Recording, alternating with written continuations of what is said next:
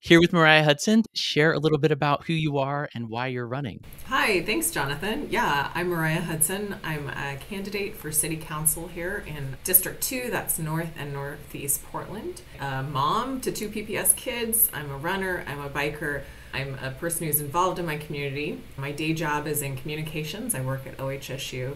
And I'm running here in Portland to try to make a difference, to clean up the city, to help people with safety, so that my kids and others will want to live here and can afford to live here in the future. Tell me about where you ride, what type of riding you typically do, both by yourself and with your kids. I do a lot of bike riding. You can see I've got my bike here in the background actually because my garage was crushed, so it's inside, keeping it safe. My bike riding though, when I'm going into the office, I'm a daily commuter into OHSU. I ride from Northeast down along the waterfront. I actually love the NATO route, and now that they've opened that to faster bikes on the street. And then I stop at the tram. There's the Go By Bike there, and then right up to the hill where that's work. So that's one of my daily routes. But I've just found I have a rad wagon, so it's a longer bike. It's a e-bike. It gives me, a little bit of extra oomph and range. But I do a lot of my daily errands here in the neighborhood. How has having that e-bike changed your biking lifestyle? It's been a game changer, especially in terms of going into work. It's 10 miles for me round trip approximately into work. And, that's not far, and it's actually quicker than driving if I were to account for traffic. But it lets me get there, maybe not necessarily really sweaty. It gives me just a little boost when I need it. So I think it's been a great option for me. And also has long tail. I bike a ton with my kids. I have a first grader and a seventh grader now. So they're completely competent bikers all on their own. But it's been nice to have them on the back of that and be able to commute. Can you share some more about your district in particular? So District 2, what are some things that you like about your district, some concerns you have about your district? Boy, the things I like about it, I love our neighborhoods here. I feel like there's so much character. I mean, that's true throughout Portland, but it's a lot of, older homes, working people. There's schools are close by throughout the district. I like that also there's interspersed business districts. It makes it easy to, whether you're biking or driving or walking, to get around. Some of our challenges here, I think like much of Portland, we're experiencing challenges around transportation. We're seeing more traffic and the need for safety around that. Other things I just care about, we're impacted by trash and camps, houseless folks that need a place to live. You do mention this idea of cleaning up the city. I think maybe the devil's in the details of how that works. Do you have any plan or thing you would do different that would maybe hasten addressing some of those issues? What I mean specifically and how I would approach it is I think when you make something a priority, especially at the council level, and work closely with the bureaus, that's when things get done. I think the idea of having one person really responsible where it rolls up to. And a tough thing here is you can go to different spaces, whether it's PBOT land or private land or whatever it is. If it's city land, if it's a space with garbage that needs some help, I'd like to see us clean that up. So I think having one person responsible and making that a priority is key. You mentioned PBOT. I know you're on the Bureau Budget Advisory Committee, which, if folks don't know, PBOT goes there to hear insight from a very impressive slate of folks. I'm wondering, in your role on the Budget Advisory Committee, what has surprised you about PBOT's budget, or like what are some things about the budget that you've learned by being on the committee? So our group is a community advisory group for the budget, and it's intended to provide accountability and really make sure that community priorities are reflected in those budgets. I think something that would surprise a lot of people, I kind of knew this coming into it a couple years ago, is how much of the Bureau's transportation budget is really not flexible, is really committed to long-term projects. So that's everything from the Selwood Bridge to, long-term road projects. But there's really only about 20% of it that's flexible, if you will, in any given year, that can be assigned to things like safety or potholes or special projects or Sunday parkways that's not already committed. I know you can't speak as being on the committee in this interview, but if there are folks who are watching this that really care about PBOT budget issues, whether they're advocates or whatever, is there something this year that you think folks should really be paying attention to in particular? Yeah, Jonathan, I do. The big one right now is Portland is coming to the end of the Fixing Our Streets gas tax. That's something that Portlanders have chosen, by a wide margin twice in a row. It's only a 10-cent tax on gas, but it funds really critical infrastructure things. It funds like important safety and lighting improvements, and it also funds things like maintaining our pavement. So that's critical to have that pass again. Again, it's just a renewal. It's a renewal of something that Portlanders have approved twice, but I think we should pay attention to that. Cool. I'm sorry to back up a bit here, but how did you what made you decide that you wanted to play a role on the budget advisory committee? Well, I've been involved here in neighborhood as the chair of the coalition of Northeast Neighborhoods Coalition for a few years.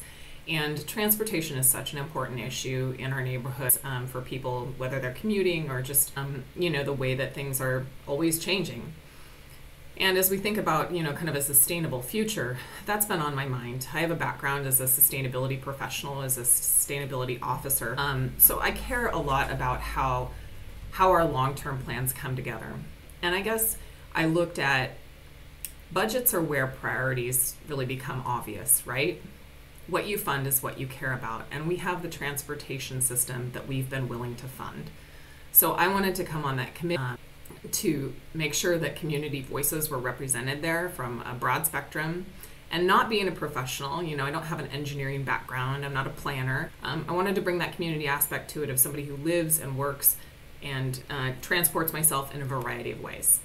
Speaking of which, I wonder if you can share any thoughts about how you feel Portland should sort of weigh the inherent tension between solving transportation congestion problems through maintaining a lot of car traffic like we have now, or shifting that space and using it for mass transit and stuff that moves more people in bike lanes and stuff like that. Where do you stand on that sort of stuff? And can you help me understand, even whether it's your role at the Budget Advisory Committee or not, how do you, just as a candidate, see the need to push harder on the transit biking stuff versus the current status quo of how we usually manage our streets? Yeah, well, you're right to identify, there is a tension, and oftentimes that tension plays out in terms of people who really have the ability or do not have the ability to mode shift easily.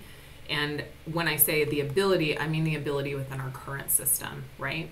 If it is 20 minutes to take a bus downtown and it's 10 minutes to drive, that's even a short example, right? It might be more like an hour if you're coming from certain parts of Portland. How feasible that is for you is something that we absolutely need to consider. Improvements in our transportation system are a priority to me. I think given some of the current budget challenges with the city of Portland, looking at making some of the connections easier between greenways. I also recognize that reducing traffic, by which I mean cars sitting, impacts health. I'm a person, I have asthma, and so sitting in traffic with emissions, even as a bike next to stopped cars, is not good for anyone. I know you're also on the Budget Advisory Committee for PPS and you have children in PPS. What is your opinion about school pickup and drop off lines? And do you think there's something that a city council member could do about that? Well, my personal pickup and drop off line is very, very short because I can scoot on my bike or I can walk my kids right around that. Or I'm also in the Alameda neighborhood, so I take the bike bus with my kids sometimes on Wednesdays. And I will say, I think that that's a great direction that our city can expand in terms of getting kids to school and really thinking about those safe routes to school as well. Is there's safety in numbers. There's safety in numbers of bike riders. We're also training kids for the future, showing them it's possible, showing them it's fine to ride in the rain.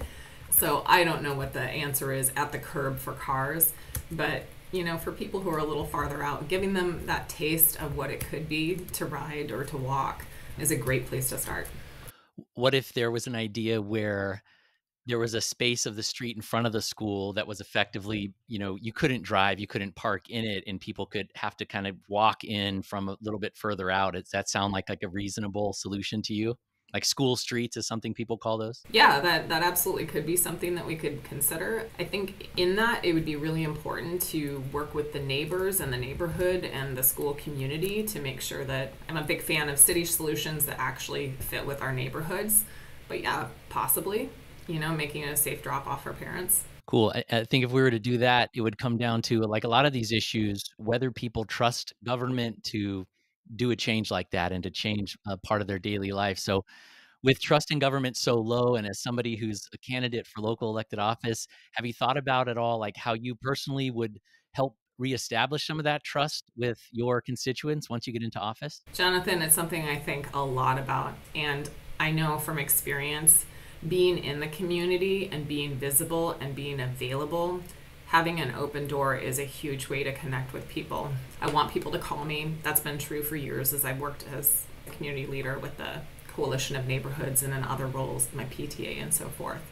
You've got to be accessible because right now City Hall feels far away, it feels downtown, and it feels disconnected. As we get to the end of our 15 minutes, I just wonder, is there anything in Portland right now that is like inspiring to you or exciting to you that's going on? There's so many things in Portland I'm excited about. Just thinking really at a street level, it's everything from kind of the expansion of our food carts in some places. I'm super excited about the possibility of linking up a green loop. I think that could be phenomenal in terms of not just bringing people through the core of the city, but giving them, kind of a safe space to be outdoors in and have events there. Make it a focal point. Like, Portland is a city of great things, and this could be another one for us. Is there anything else that you want to share with the community? Yeah, I would say experiment a little bit, right? Like, I think this is a time for us to experiment as community members. Grab a friend, get out there on a bike, try a walk, try a different way of getting somewhere, see how it feels to you, see how practical that might be. And when you encounter areas that don't feel safe or you see some need for improvement, reach out. Reach out to your elected officials. Let City Council know, because those are the folks that can help you connect and give information to bureaus and make change. Very cool. And I'll also take this chance to remind folks that you're planning to be at Bike Happy Hour next week. Is that right? Yeah, I can't wait. I'll see you down there with my big orange bike. Nice. Okay. See you then, Mariah. Thank you.